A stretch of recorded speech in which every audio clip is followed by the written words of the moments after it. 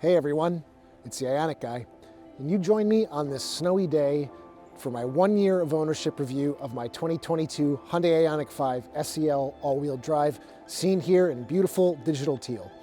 So I purchased my car the middle of January 2022 from Shaker's Family Hyundai in Watertown, Connecticut, and the first year has been a blast. I absolutely love this car, but in today's video, we're going to talk about everything that was great, everything that was bad, what went right, and what went wrong in the first year of ownership. So it obviously hasn't been all peaches and cream, but for the most part, things are great.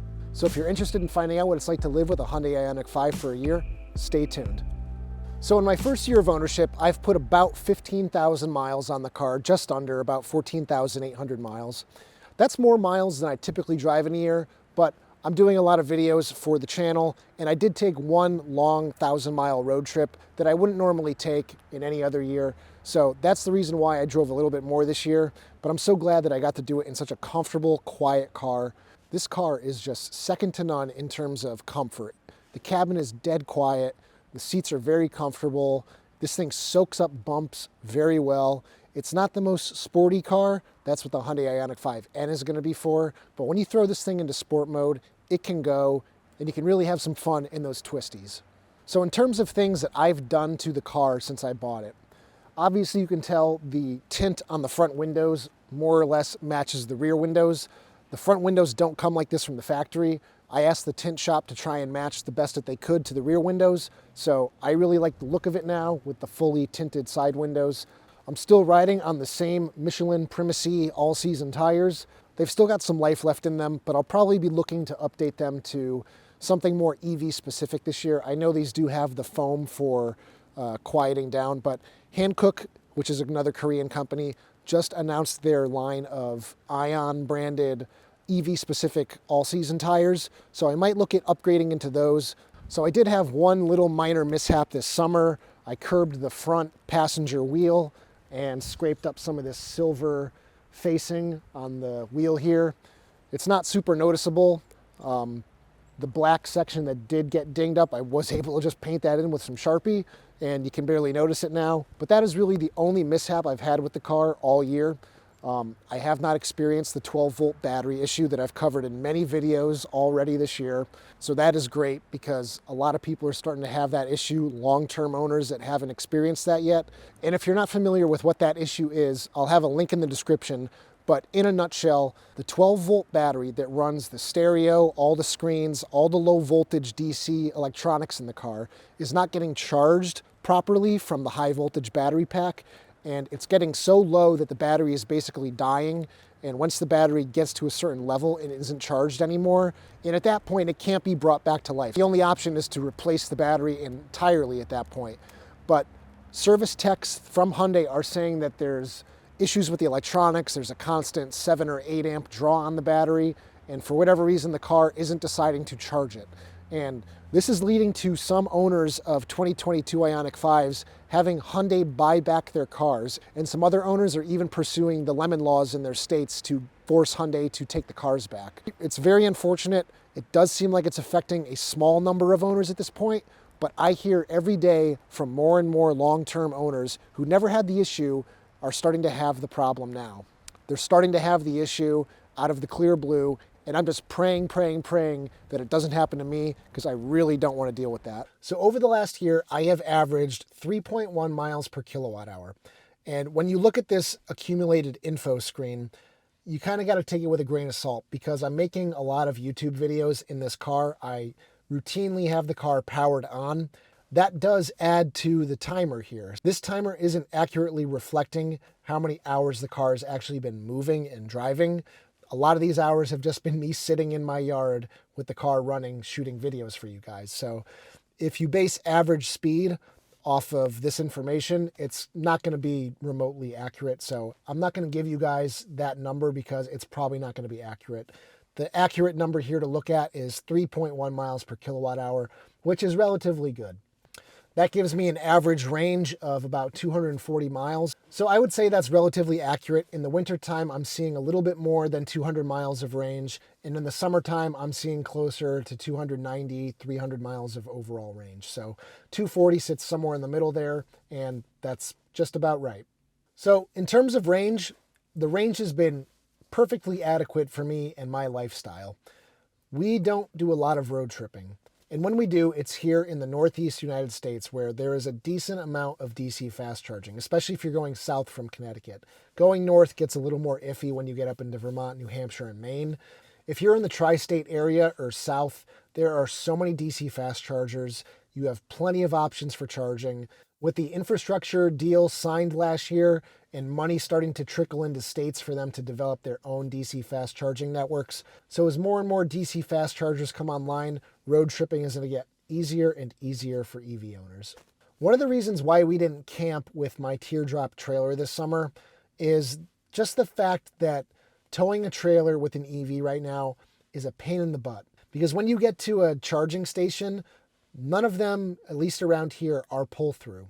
And so if you get to a station and it's fully loaded, you don't have an option except to take your trailer off the car, park it, then pull in, charge, get it back on the car, and be on your way. And when you only have a range of about 150 miles with that trailer, that's going to add a lot of time to a road trip. Now, some of these stations around here are at Walmarts, and they are in rows of parking. So sometimes you can park on the opposite side of the charger and just take up a few spots with your car and charge like that. But a lot of the time I've noticed at DC fast chargers is that there's always other cars parked there. So getting to squeeze your car in with a trailer is probably not going to happen very often. So I think for most people, after the good looks of the Ioniq 5, their next most important criteria for purchasing this car is the charging ability. And for me, over the last year, charging has been exemplary. I had just about 30 Electrify America charging sessions, taking full advantage of our complimentary free charging. And my longest session was 31 minutes. And most of those charging sessions were charging to at least 70%, most of them charging up to 80%, some up into the 90s.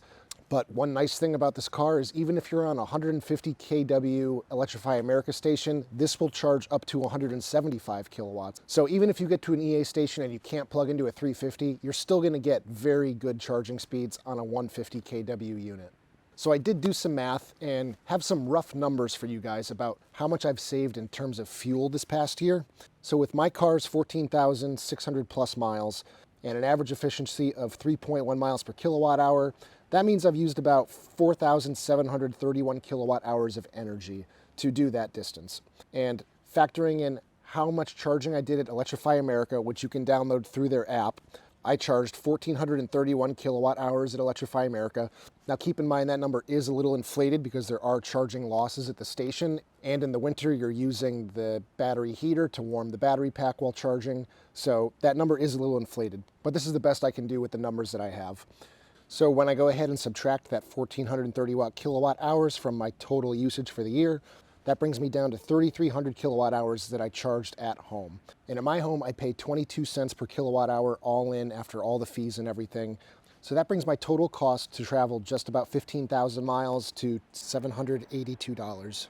So I do use a budgeting app, and I was able to look back from the very beginning when I started using it and price out how much I spent every year on gasoline for my previous cars. And obviously it's not apples to apples because those cars had varying levels of efficiency, but my average cost of fuel over those 5.5 years was $117 per month with an average yearly cost of $1,404. And what that shows is that I saved $622 on gas this past year. And that doesn't even take into account that I got rid of my gasoline car before the really crazy gas prices we had earlier this year, where they were $5, $6 a gallon. So this year, my savings would likely be even greater than that. But keep in mind, these numbers are going to be different for every single person. You have to do your own math and figure out what it's going to be in your area, because electric rates vary. I live in Connecticut. We have one of the highest electric rates in the country. There's places in the country that have electric rates that are half what I pay. And for those of you, the economics make much more sense.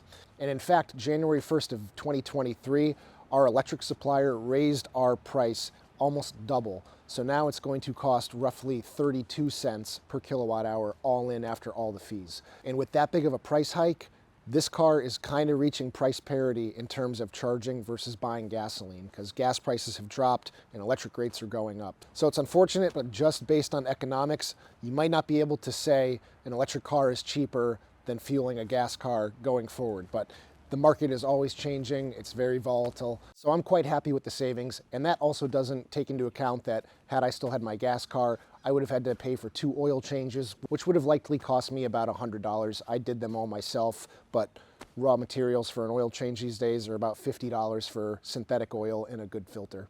So true savings in terms of maintenance over the year was probably closer to $800.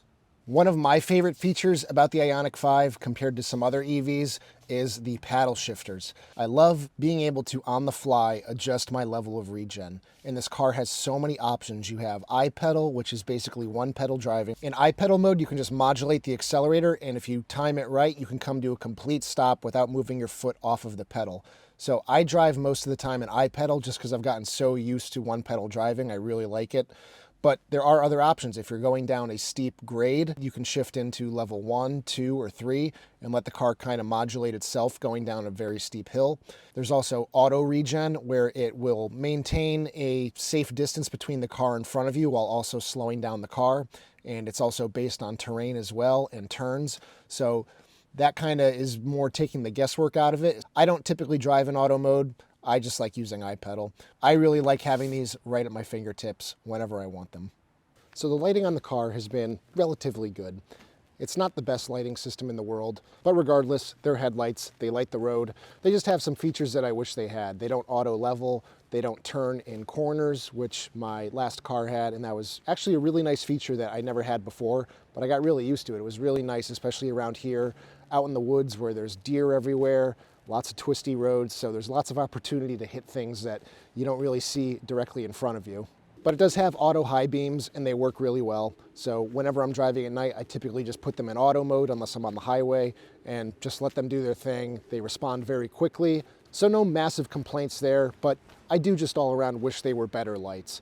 Maybe there's some constraints on the design of the headlights, and if they wanted to add those features, they wouldn't have been able to have the square pixel look around them. So let's talk about the paint on the car. For the most part, the paint is holding up very well.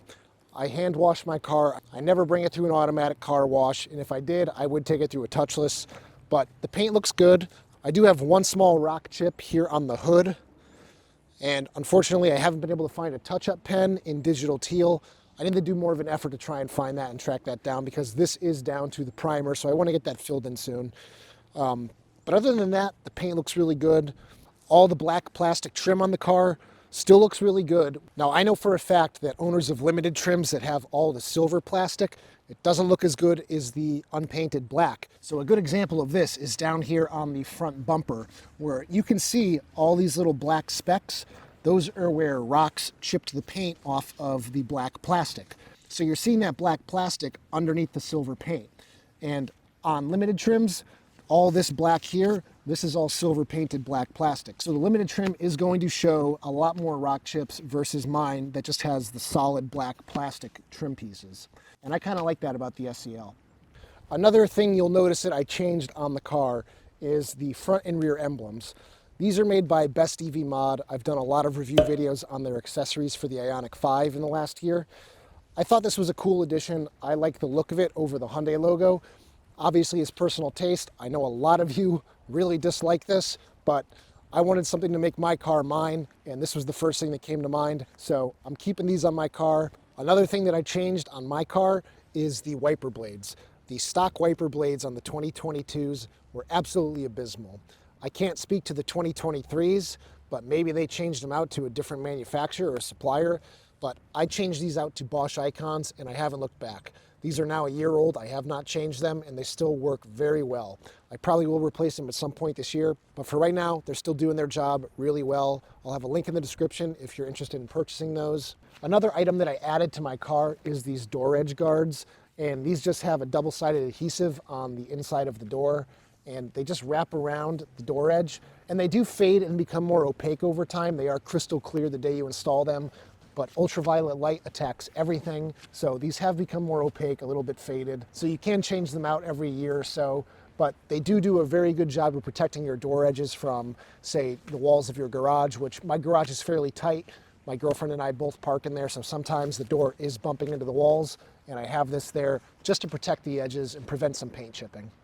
So here in the back of the car, you will see that I have a trailer hitch. This is a 2-inch receiver from Torque Lift Central, and this is all stainless steel. It's not rusting at all. I keep a protective cover over it just to keep crap from getting into it. It's been great. I've mostly used it for carrying my bike carrier, but I do have a trailer that I tow occasionally. That's why right here I have the OEM trailer light wiring harness that ties into the electronics in the car and allows the car to adjust range based on the size of the trailer you're towing. So if you are going to install a trailer hitch, I strongly recommend the Torque Lift Central version. It's high quality, you pay a little bit more for it, but it's going to have longevity, and I would not recommend any other wiring harness except this, because the other ones aren't going to tie into the electronics of the car and give you those range estimations based on trailer size. Other wiring harnesses from other manufacturers like Kurt aren't going to do that. So the pop-out door handles on the Ioniq 5 have been absolutely great. I've had zero issues with them. They work very well. They're very ergonomic in my opinion, as opposed to Tesla's, which are backwards in my opinion. These are the way they should be. Instead of having to stick your finger and push on the back side and grabbing the front, these are just very intuitive. Getting in and out of the back of this car is extremely easy. This front seat right now is adjusted for me at 6'2", and you can see I've got a decent amount of knee room. Not a ton of thigh support. I would like to see more thigh support for taller individuals like myself, but getting in and out of the car is very easy. It's a very comfortable step in height. Another thing I really like about the Ioniq 5 is the sliding rear seats, and these came in a lot more handy than I even thought they were going to. There were times this past year where I had people in the back seat, but we also had a lot of luggage that we needed to get in the back. So if you can move the front seats up just a little bit, you can gain just about 6 inches of rear cargo space, and that can be really handy in certain situations. One of the features of the car that I've kept off since day one is the smart tailgate. And what that does is when you stand next to the hatch for a couple seconds, it will automatically open. Now, don't get me wrong, there are a lot of use cases where this would be very useful for somebody. One of my biggest issues with this feature is that if you forget to turn it off and you have a bike rack on the back of your car and you are going to take the bikes off the car or load them on, and say the center clamp that holds the bikes down is in the vertical position and this just starts opening, this is going to drag right across your bike handlebars, your pedals, what have you, and it's going to do some serious damage to the exterior paint of your car. And how do I know this? It's because it happened to me on my previous car. So if you're an avid bicyclist and you have bikes on the back of your car a lot, turn that feature off. So in terms of cargo space, I haven't had any situations in the last year where I didn't feel that the space in the back of this car was more than adequate. Even on long road trips with 2 other passengers and all their luggage, I had plenty of space. And a lot of that can be chalked up to the fact that if you need a lot of extra space back here, you can go ahead and pull this out completely, and you can immediately gain about 5 inches of extra height here in the back. And you can see down here, I keep my ice scraper, my snow clear, and my 110 volt charger. So there have been times in the last year where I've kept the false floor out and I've used all this extra space to my benefit. And something to keep in mind when you get a limited trim is you have a big subwoofer that takes up most of this underfloor storage area, so you are going to lose a decent amount of cargo carrying capacity. And one of the nice features about this false floor is that you can lift it up, tilt it, and then you can lock it into place like this. It holds itself up, and then you can get under here, get whatever you need, pull it out, push it back, and then it's back in place. Very easy. This is not an incandescent bulb. The car did come with an incandescent bulb here in the trunk area, and I replaced that with an LED. It's much brighter and it more evenly lights this area. It's definitely much easier to see what's in your cargo area when you change that out to an LED. So now let's talk about the omitted rear windshield wiper on the Ioniq 5. It is winter here in Connecticut. We've only had one snow event this winter, so there hasn't been a lot of salt put down on the roads, and you can tell because my back window is actually relatively clean for the winter right now. But last winter we had a lot of snow, and this thing looks just horrible. It almost becomes completely opaque. It's very difficult to see out of it. I don't think that's a problem though. I use my side mirrors, and I don't even try to look through the back in the dead of winter after snowstorms and such, because it's just completely opaque and pretty much useless. We do think, though, that in the near future, the Ioniq 5 is going to get a rear wiper. And we know that because there have been spy shots of the Ioniq 5N, and it has a rear wiper that mounts right here in the bottom of the glass. So once that happens, which I'm assuming is probably going to be the 2024 model year, you're not going to have any more issues clearing and cleaning debris from your rear window. So in terms of the charging port, I have no issues with it. It always works for me every time I try to open and close it from the exterior. I know some people have issues. I have not experienced any issues. You just have to push a little firmer than you think you have to activate this button that's mounted underneath the door flap. Once you get a feel for it, it works no problem. You can also use the key fob to open it, and then to close it, you just press the close button, and it shuts really well. Now, I parked my car in the garage, so I don't have any issues with ice buildup or snow buildup on this, so I can't really speak to the functionality of it in an icy, snowy condition. So if you also don't feel like pushing the button, just give it a little slap. Let's discuss the frunk in the Hyundai Ioniq 5. What's nice about the hood is you have struts on both sides, so once you get the clasp open, it just pops up really well. My frunk has been pretty useful, actually, more so than I expected it to be. So I keep all my essential stuff that I don't want buried in the trunk up here. I've got my tire inflation kit, my V2L adapter, my Tesla tap. I also have a 12-volt battery jump starter in case I do get the dreaded 12-volt dead battery. And I keep my first aid kit and the tire mobility kit in here as well.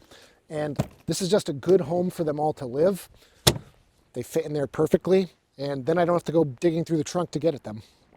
So in terms of coolant and everything and expendables in the car, I haven't had to top off anything. All the fluid levels are still like they were the day I got the car. I just recently did the 15,000 mile maintenance regimen on the car, and everything is just peachy. In the last 12 months, the only thing I've had to add to the car is windshield washer fluid.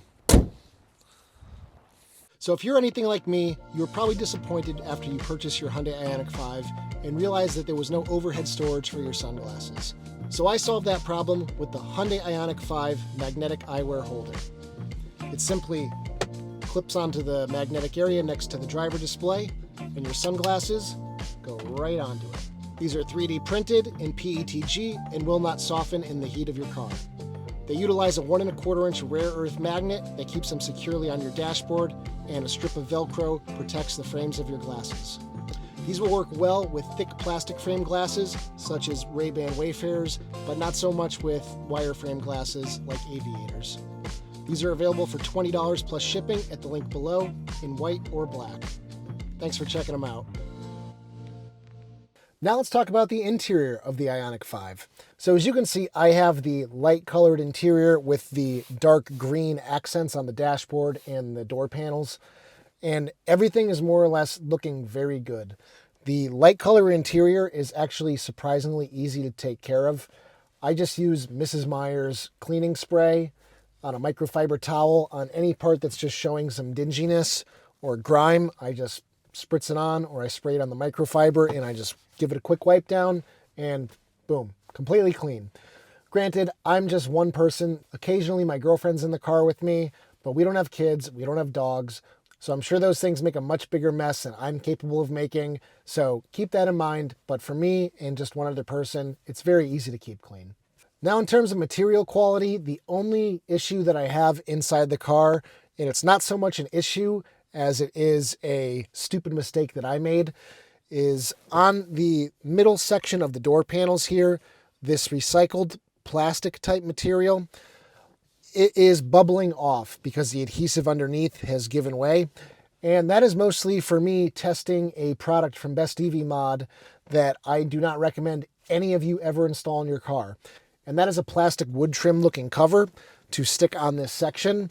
So I stupidly didn't think about how this material might be adhered to its subassembly. And I used the 3M tape that they provided, didn't think much of it, put it on, shot the review video, looked pretty good, went to take it off, and it absolutely destroyed this material. So if you see this product on Amazon or wherever, Do not install this on your Ioniq 5 unless it's going to stay on there permanently and you're never going to take it off, because the second you try to pull it off, it is absolutely going to destroy that material. And Best EV Mod should have known better when they put this product out there.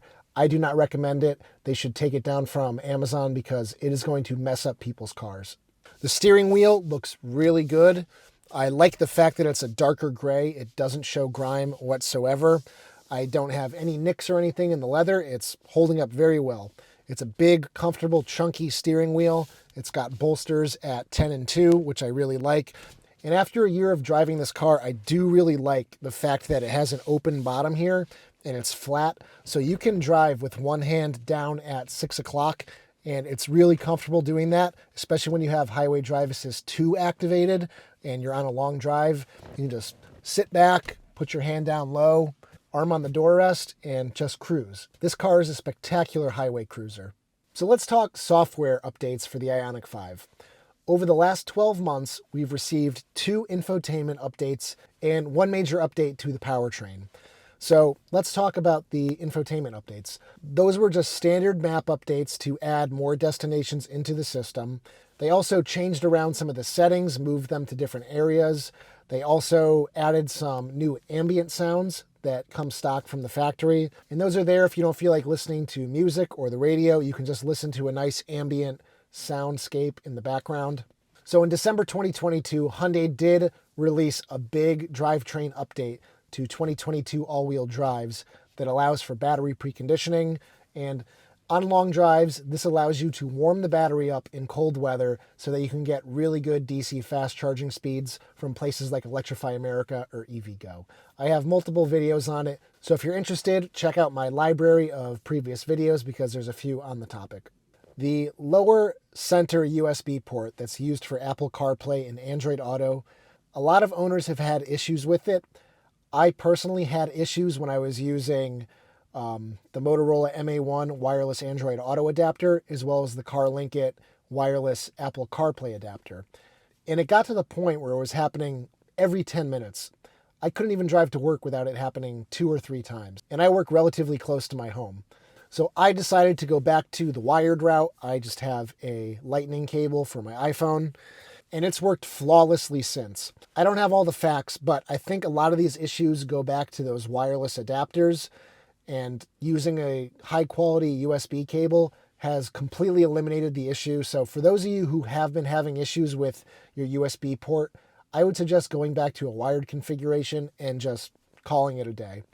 And my main reason for using the wireless adapters was I wanted to use the wireless charging pad. And back when I was using a Pixel 6, I had serious issues with it overheating on the wireless charging pad, and it would not charge quick enough to overcome the power drain from using wireless Android Auto. So that alone was enough to drive me bonkers, and that's why I went back to the wired configuration as well.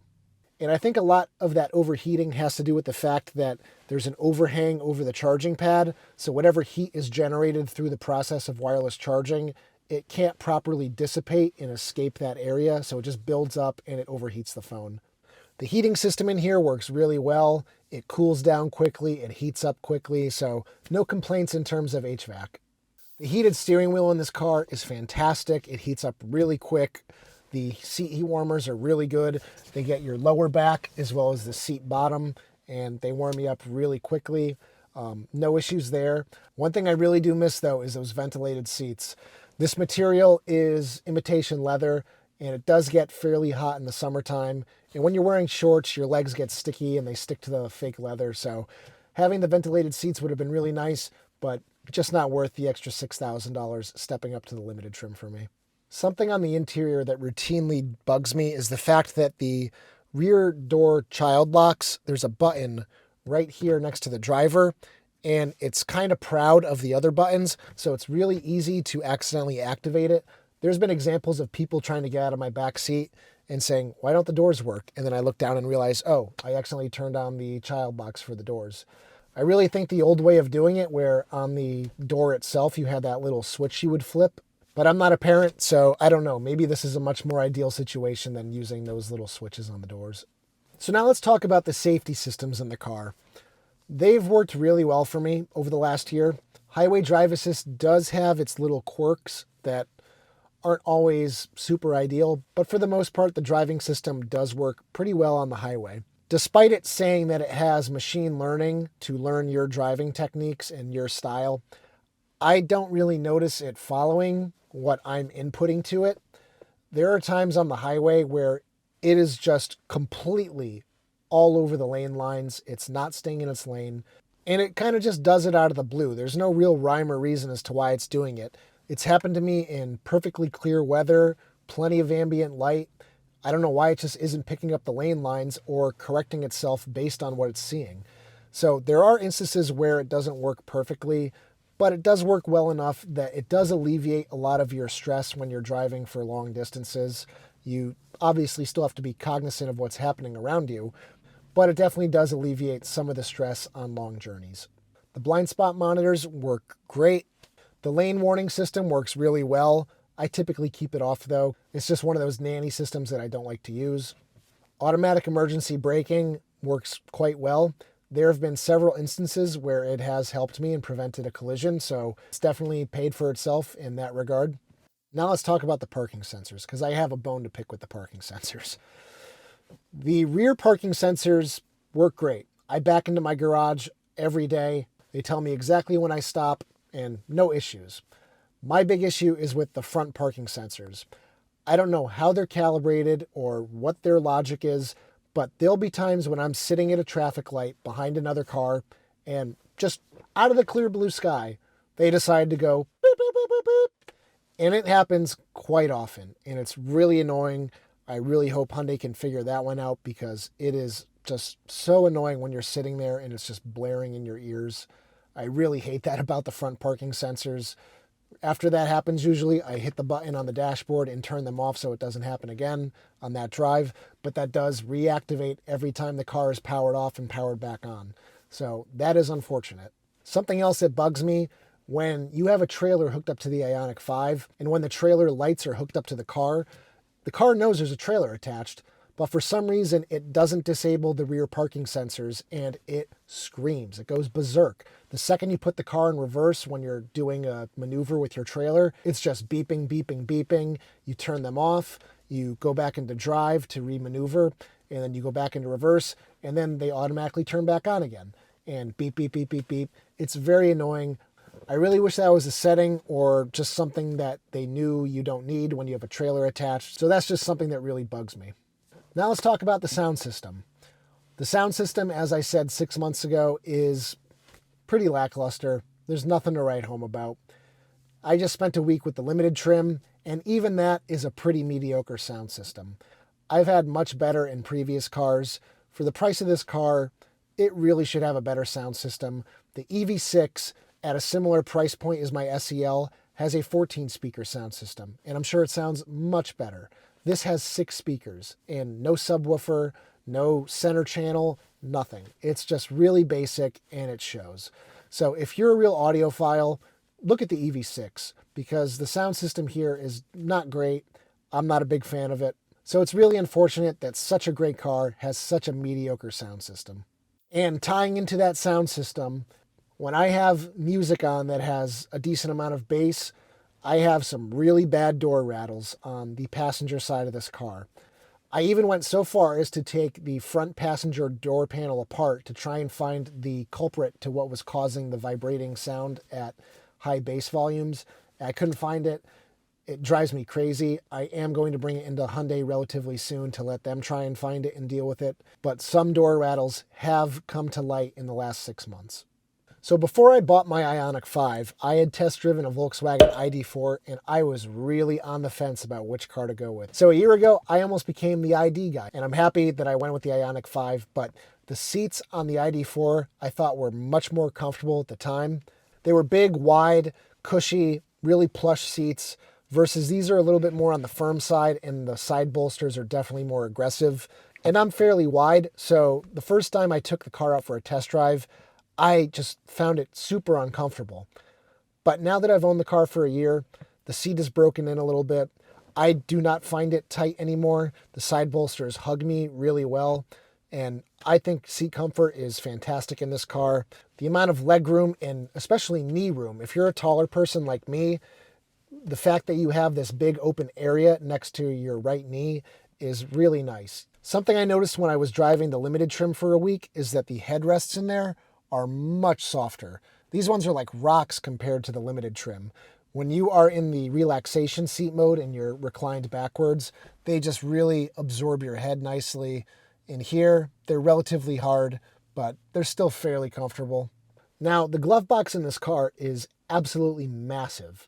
My issue with it is that when you have stuff in there, it just rolls around, it shifts while you're driving, and it makes a lot of clunking noises. I wish they would have put a mat in there or something, or flocked it with that material that you see in higher end cars. Just something to keep things from shifting around while you're driving. I don't keep anything in the glove box just for that reason, because I can't stand listening to things banging back and forth, just moving around in there. So either Hyundai should come out with an aftermarket mat for in there, or one of the aftermarket accessory companies should come out with something. So I just really wish there was some sort of mat option for inside of the glove box. And that's about it here in the interior. So that's going to do it for this one-year review on the Hyundai Ioniq 5 SEL all-wheel drive. This is hands down the best car I have ever owned. It is a joy to drive. I love looking at it. It puts a big smile on my face every time I see it. I love making content for all of you in the community and future owners of the car. It's a great community. I've made so many friends over the last year, just talking to you guys in the comment section or through private messages. I love everything about it. I love this color. In certain lighting, it looks green. In certain lighting, it looks blue. It's just really cool. Out of all the colors the car is available in, this is definitely my favorite. And if I were to get a limited trim in the future, this is definitely the color I would get. It is kind of unfortunate that the Ioniq 6 isn't going to come in digital teal, because I think they should offer this color on all future Ioniq cars. It's such a cool color. So if you're in the market for an EV in 2023, I can't say anything better about the Ioniq 5. This car is the fastest charging, quietest electric car in its price range and category. I think it's a great buy despite not getting the federal tax credit anymore, but hopefully that tax credit will come back in a few years. Will there be a 18-month or a 24-month review? I'm not entirely sure yet. A lot is going to happen in the next 12 months. The Ioniq 6 is coming out. The Ioniq 7 might be announced. The EV9 could come out. I'm not really sure where this year is going to take me in terms of vehicle ownership. I will say, though, that moving forward, if I were to get another Ioniq vehicle, I would most likely keep it at least a year so that we can keep doing these 6-month and 1-year reviews of the car, because I think long-term ownership reviews are really the only way to understand what is actually good with the car and what's actually bad with the car. Most auto reviewers spend a week or less with the car before they make a judgment call. And I just don't think that's fair to future owners of cars to have such a small amount of time spent with a car and then saying, yeah, get this car, it's great, everything's perfect. Nothing's ever perfect. So unless you're spending upwards of a year with a vehicle, you're never going to know all the fine details that might be good and might be bad. So just know that in the future, I will be spending at least 6 months, upwards of a year with the cars, just so that you guys know all the good and all the bad that comes with them. So I've got a ton of videos in my catalog over the last year about this car. So if you are interested in buying a Hyundai Ioniq 5, check out all my previous videos. I've done a lot of testing with this car, a lot of accessory reviews, all sorts of cool content. So make sure you check out my catalog if you want to find out more about the Hyundai Ioniq 5. So as always, guys, if you enjoyed this video, be sure to give it a thumbs up. Please subscribe if you haven't already done so. There's going to be a lot more content coming out this year, and I'll see you guys in the next one. Take care, everybody.